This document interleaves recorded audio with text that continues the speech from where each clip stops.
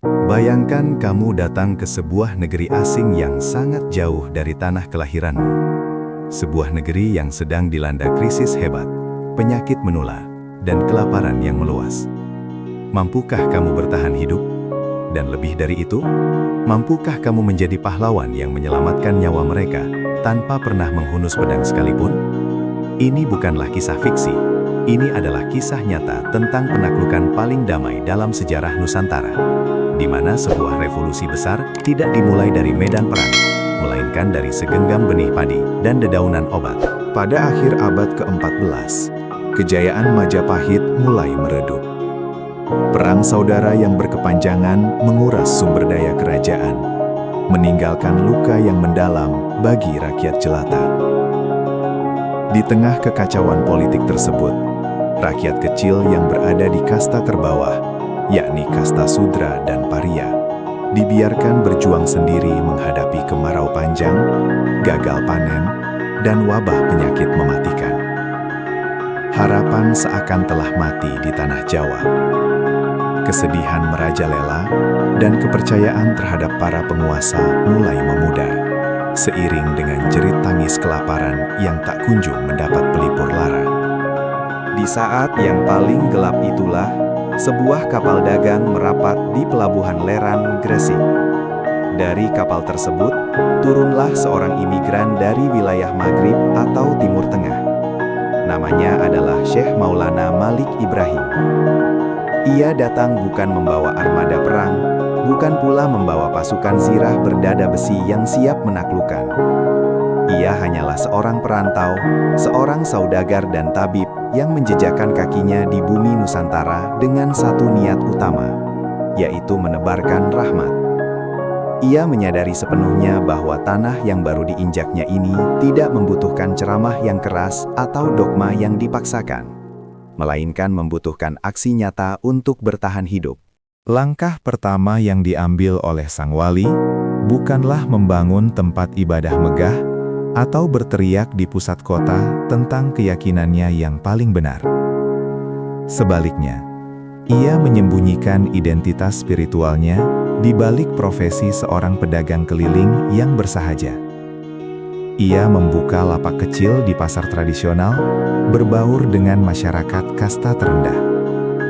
Dengan senyum yang selalu ramah dan kejujuran yang luar biasa dalam setiap transaksi dagangnya, ia perlahan mulai menghapus batasan kaku antara pendatang dan penduduk asli. Pendekatan manusiawinya yang membumi ini membuat masyarakat Majapahit yang saat itu sedang sangat menaruh curiga terhadap orang asing, perlahan-lahan mulai membuka diri dan menerima kehadirannya dengan senang hati. Suatu hari, ia berjalan menelusuri pelosok pedesaan dan melihat secara langsung akar penderitaan rakyat jelata.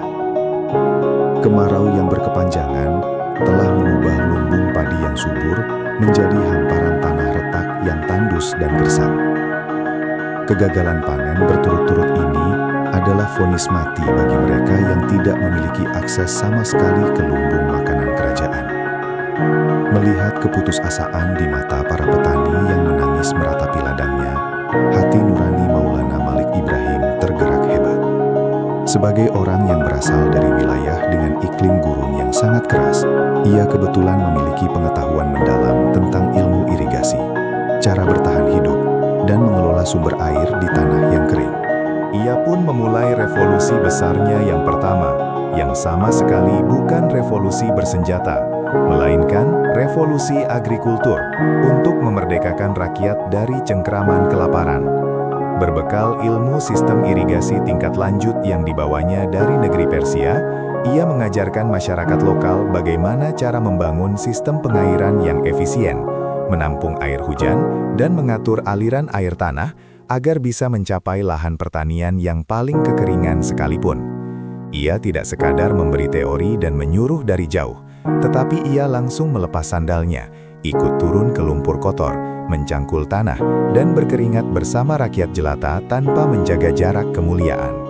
Bagi masyarakat kasta bawah yang selama ini selalu dipandang sebelah mata dan dianggap remeh oleh kaum bangsawan, Melihat seorang pendatang yang begitu dihormati sudi bekerja kotor bersama mereka adalah pemandangan yang sangat menggetarkan hati. Usaha keras tanpa pamrih itu pun membuahkan hasil yang luar biasa melimpah. Untuk pertama kalinya setelah sekian lama menderita, ladang-ladang di gersangnya pesisir Gresik kembali menghijau dan menghasilkan panen padi yang berlimpah ruah. Badai kelaparan pun akhirnya berhasil ditekan mundur. Nama Maulana Malik Ibrahim mulai dikenal luas dari mulut ke mulut, bukan sebagai seorang ulama penyebar agama baru, melainkan sebagai dewa penyelamat pertanian mereka. Keberhasilan itu menanamkan benih kepercayaan yang teramat dalam di hati nurani masyarakat Jawa. Ia telah memenangkan pertempuran penting pertama melawan kelaparan. Murni dengan mengandalkan ilmu pengetahuan agraris dan kasih sayang yang tulus. Namun, ujian berat belumlah berakhir. Krisis kelaparan yang baru saja mereda dengan cepat disusul oleh datangnya wabah penyakit endemik mematikan yang menyapu berbagai wilayah pesisir akibat sanitasi kebersihan yang sangat buruk kala itu. Tanpa pandang bulu, penyakit mematikan ini dengan cepat merenggut ratusan nyawa penduduk desa, terutama menyasar mereka yang melarat dan sama sekali tak mampu membayar biaya tabib dari pihak kerajaan istana. Di saat gelombang kepanikan dan kematian melanda secara membabi buta, Maulana Malik Ibrahim kembali mengambil peran terdepan pelindung rakyat. Ia segera merombak seluruh ruang tempat tinggalnya menjadi sebuah balai pengobatan darurat gratis yang pintunya senantiasa terbuka lebar bagi siapa saja yang membutuhkan pertolongan kapanpun waktunya. Dengan pengetahuannya yang amat luas mengenai ilmu kedokteran, farmasi, dan apotekarium khas Timur Tengah kuno, ia meracik berbagai ekstrak ramuan herbal dari tumbuh-tumbuhan lokal yang sebelum itu sama sekali tidak diketahui khasiat penyembuhannya oleh masyarakat sekitar. Ia merawat dan menyembuhkan pasien-pasien berpenyakit parah yang bahkan keluarga mereka sendiri pun tidak berani mendekatinya.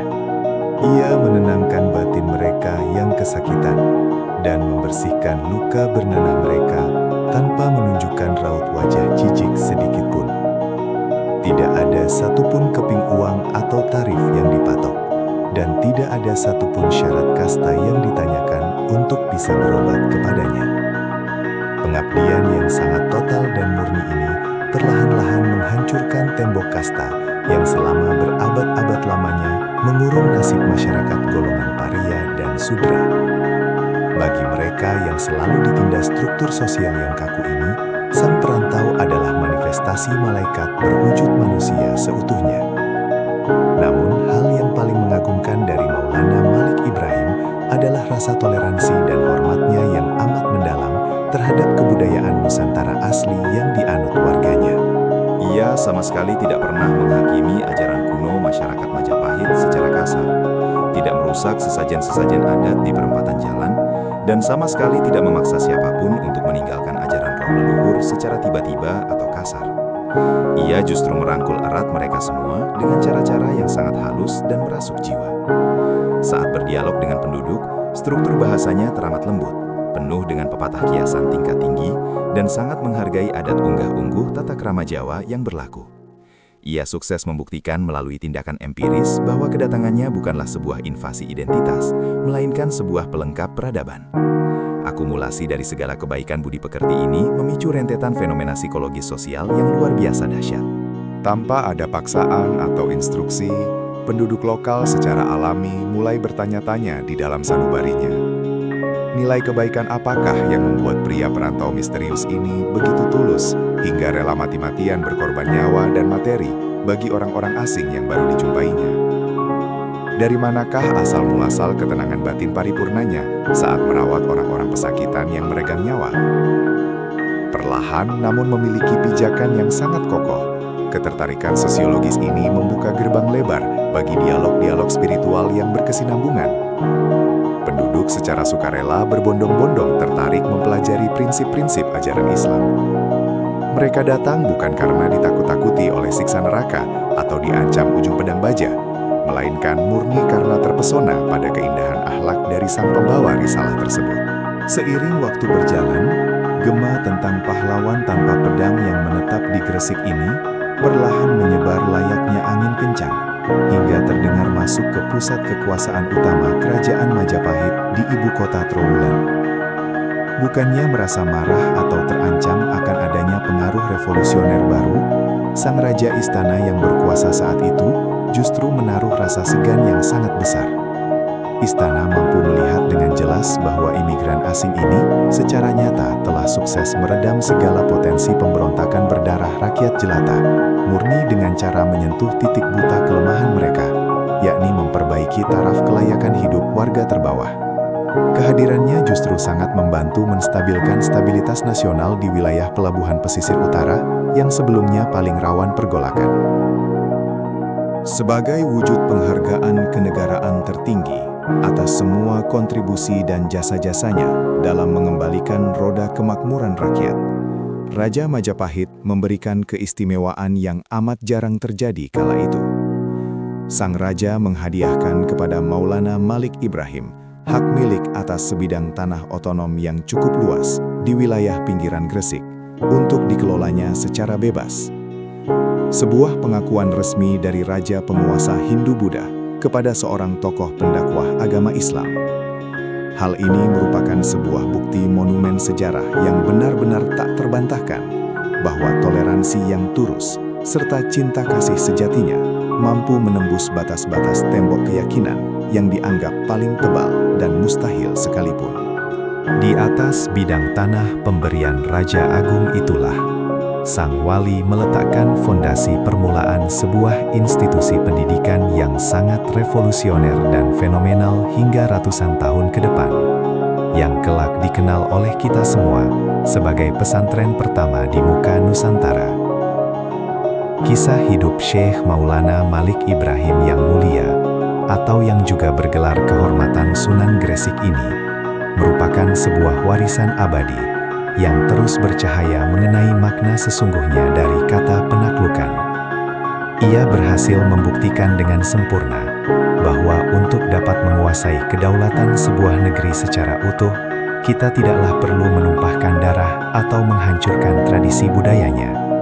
Senjata paling tajam dan mematikan untuk menembus kerasnya hati manusia bukanlah pedang baja terhunus dari sarungnya, melainkan empati nurani kemanusiaan, pembebasan lewat ilmu pengetahuan, dan keikhlasan mutlak untuk senantiasa melayani sesama tanpa pernah memandang perbedaan kasta atau asal-usul.